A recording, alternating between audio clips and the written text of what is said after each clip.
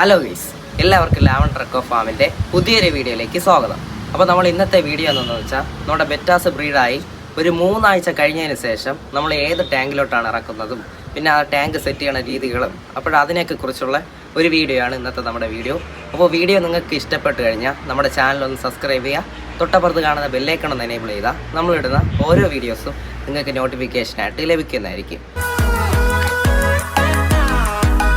അപ്പോൾ ഒരു 3 ആഴ്ച കഴിഞ്ഞ ബെറ്റേര ഫ്രൈസിനെയൊക്കെ നമ്മൾ ഇതുപോലത്തെ ഒരു ബേസിലാണ് ഇറക്കി വിടാറ്. ഇതിൻ്റെ ഒരു ഗുണം എന്താണെന്ന് വെച്ചാൽ, അതിൻ്റെ താഴ്ഭാഗമൊക്കെ ഒരു റൗണ്ട് ഷേപ്പ് ആയത് കാരണം നമുക്ക് വേസ്റ്റ് വലിച്ച് കളയാനായിട്ട് കുറച്ചും കൂടെ എളുപ്പമായിരിക്കും. അതാണ് എൻ്റെ ഒരു ഗുണം. പിന്നെ അത്യാവശ്യം ഇതിൽ നിന്ന് നല്ലൊരു ഗ്രോത്തും കിട്ടുന്നുണ്ട്. ടാങ്ക് വയ്ക്കുന്നത് മഴ കൊള്ളാത്ത സ്ഥലത്താണ് നമ്മൾ ടാങ്ക് വെക്കേണ്ടത്. എന്താണെന്ന് വെച്ചാൽ, നമ്മുടെ ഈ ബെറ്റേര ഫ്രൈസ് ഒരു 3 ആഴ്ച കഴിഞ്ഞത് കാരണം അതിൻ്റെ ഇമ്മ്യൂണിറ്റിയൊക്കെ നല്ല കുറവായിരിക്കും. അത് കാരണം ഈ മഴയുടെ വെള്ളമൊക്കെ വീഴുന്ന അതിൻ്റെ pH ലെവലൊക്കെ മാറിക്കഴിഞ്ഞാൽ ആ ഫ്രൈസ് എല്ലാം ചത്തു പോകുന്നതായിരിക്കും. ചത്തു പോകണമല്ല, പ്രത്യേകിച്ച് വാലൊട്ടൽ പോലത്തെ അസുഖങ്ങൾ വരും. അങ്ങനെ ഫ്രൈസൊക്കെ ചത്തു പോകാനായിട്ട് ചാൻസ് ഉണ്ട്. അതുപോലെ തന്നെ വെള്ളം നിറയ്ക്കുമ്പോഴേക്കും ഫുള്ളായിട്ട് നിറയ്ക്കാതിരിക്കുക. ഞാൻ ഇപ്പോൾ കൈവച്ച് കാണിച്ചിരുന്നത് പോലെ ഒരു 1/4 ഭാഗം മാത്രം വെള്ളം നിറയ്ക്കുക. എന്നിട്ട് വേണം ഫ്രൈസിനെ ഇറക്കി വിടാനായിട്ട്.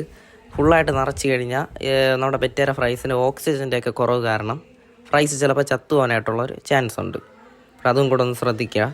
അടുത്തിനി നമ്മുടെ ബെറ്റേര ഫ്രൈസിനെ ടാങ്കിലോട്ട് ഇടാനായിട്ട് വാഴയാണ് നല്ല കരിഞ്ഞ ഇല ഇട്ട് കൊടുക്കണം. അതെന്തിനാണെന്ന് വെച്ചാൽ, ഞാൻ കഴിഞ്ഞ വീഡിയോയിൽ പറഞ്ഞായിരുന്നു, അതിൻ്റെ വെള്ളത്തിൻ്റെ ആ ഒരു pH കാര്യങ്ങളൊക്കെ സെറ്റായിരിക്കും. അതുപോലെ തന്നെ ബദാമിൻ്റെ ഇലയും നമ്മൾ ടാങ്കിലോട്ട് ഇടുന്നുണ്ട്.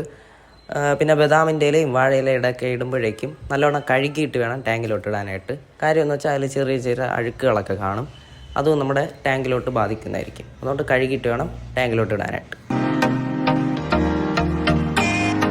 അങ്ങനെ ഇലയൊക്കെ കഴുകി എടുത്തിട്ടുണ്ട്. ഇനി ഇത് ടാങ്കിലോട്ട് ഇട്ട് കൊടുക്കണം.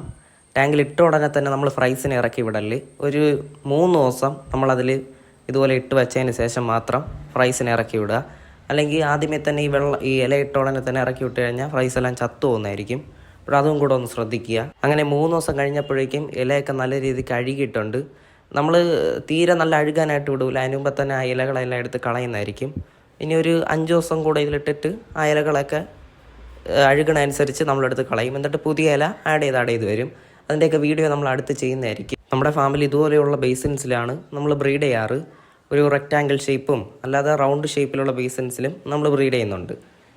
നമ്മളിപ്പോൾ ഏത് ബെറ്റാസിനെ ബ്രീഡ് ചെയ്താലും ഇതുപോലെയുള്ള ബേസിൽ ഒരു 3 ആഴ്ച വെച്ചതിന് ശേഷം മാത്രം വേറെ ടാങ്കിലോട്ട് മാറ്റും. എന്നിട്ട് നമ്മളൊരു 5 മിനിറ്റ് ആ ഒരു വെള്ളത്തിൽ വെച്ചതിന് ശേഷം മാത്രം ഫ്രൈസിനെ തുറന്നു വിടും. കാരണം ആ pH കാര്യങ്ങളെല്ലാം ഒന്ന് അഡ്ജസ്റ്റ് ആയിരിക്കും. അതിനുവേണ്ടിയാണ് നമ്മൾ 10 മിനിറ്റ് വയ്ക്കുന്നത്. പിന്നെ ആ ടാങ്കിൻ്റെ അടിഭാഗം നല്ലോണം അഴുക്കുണ്ട്. അതിന് ആ വീഡിയോയിൽ ആദ്യം പറഞ്ഞ പോലെ തന്നെ ഈ ഒരു റൗണ്ട് ഷേപ്പ് ബേസിലോട്ട് ഇടുമ്പോഴേക്കും അഴുക്കൊക്കെ അടിഭാഗത്ത് വരും. അപ്പോൾ നമുക്ക് പെട്ടെന്നൊന്ന് സൈഫൺ ചെയ്തെടുക്കാനായിട്ട് കുറച്ചും കൂടെ എളുപ്പമായിരിക്കും ഈ റെക്റ്റാങ്കിൾ ബേസിനെ കാട്ടും. നമ്മൾ റെക്റ്റാങ്കിൾ ബേസിൽ നമ്മൾ വാട്ടർ ചേഞ്ച് ചെയ്യാറ് നമ്മുടെ ഡ്രോപ്പർ വെച്ചിട്ടാണ് നമ്മൾ വാട്ടർ ചേഞ്ച് ചെയ്യാറ്. ഒരു 60 ml ഡ്രോപ്പർ വെച്ചാണ് നമ്മൾ ചെയ്യാറ്. നമ്മൾ ഇറക്കി വിട്ട ഫ്രൈസിനെ ഒരു മാസം കീപ്പ് ചെയ്തിട്ട് നമ്മൾ ഫ്രിഡ്ജ് ബോക്സിലോട്ട് മാറ്റും. ഫ്രിഡ്ജ് ബോക്സിൽ മാറ്റി കഴിയുമ്പോഴേക്കും ഈ മഴ കൊണ്ടാലും വെയിൽ കൊണ്ടാലും ഒരു പ്രശ്നം വരാത്ത രീതിയിലുള്ള നല്ല രീതിക്ക് ഇമ്മ്യൂണിറ്റി ഒക്കെ വന്നിട്ടുള്ള ഒരു സമയത്താണ് നമ്മൾ ഫ്രിഡ്ജ് ബോക്സിൽ ഇറക്കി വിടാറ്. പ്രത്യേകിച്ച് നമ്മൾ ബെറ്റാസ് ചെയ്യുന്നത് മഴയും വെയിലും എല്ലാം കൊണ്ട് അങ്ങനത്തെ ഒരു സെറ്റപ്പിലാണ് നമ്മൾ ചെയ്യാറ്. പക്ഷേ നിങ്ങൾ ചെയ്യുമ്പോഴേക്കും ചെറിയ സൈസിൽ ഒരിക്കലും കൊണ്ട് മഴയത്ത് കൊണ്ടിട്ട് കഴിഞ്ഞാൽ എല്ലാം ചത്തു പോകുന്നതായിരിക്കും. അതും കൂടെ ഒന്ന് ശ്രദ്ധിക്കുക. നമ്മുടെ ഇന്നത്തെ വീഡിയോ ഇത്രയേ ഉള്ളൂ. വീഡിയോ ഇഷ്ടപ്പെട്ട നമ്മുടെ ചാനൽ ഒന്ന് സബ്സ്ക്രൈബ് ചെയ്യുക, നിങ്ങളെ കൂട്ടുകാരടുത്തൊന്ന് ഷെയർ ചെയ്യുക, വീഡിയോ ഒന്ന് ലൈക്ക് ചെയ്യുക. അതുപോലെ തന്നെ നമ്മുടെ ചാനലിലൂടെ അലങ്കാര മത്സ്യങ്ങളുമായിട്ട് ബന്ധപ്പെട്ടുള്ള വീഡിയോസുകളായിരിക്കും അപ്ലോഡ് ചെയ്യാറ്. ആഴ്ചയിൽ ഒരു വീഡിയോസെങ്കിലും നമ്മൾ മാക്സിമം അപ്ലോഡ് ചെയ്യാനായിട്ട് ശ്രമിക്കാറുണ്ട്. അതുപോലെ തന്നെ നമ്മുടെ ഇൻസ്റ്റാഗ്രാമിലൂടെയും യൂട്യൂബ് ഷോർട്സിലൂടെയും നമ്മുടെ അലങ്കാര മത്സ്യങ്ങളുമായിട്ട് ബന്ധപ്പെട്ടുള്ള ചെറിയ ചെറിയ കാര്യങ്ങൾ നല്ല രസകരമായിട്ട് നമ്മൾ വീഡിയോസ് ചെയ്യുന്നതായിരിക്കും. അപ്പോൾ ഒരിക്കൽ കൂടെ പറയാണ്, അതിനായിട്ട് നമ്മുടെ ചാനലൊക്കെ ഒന്ന് സബ്സ്ക്രൈബ് ചെയ്ത് വെക്കുക.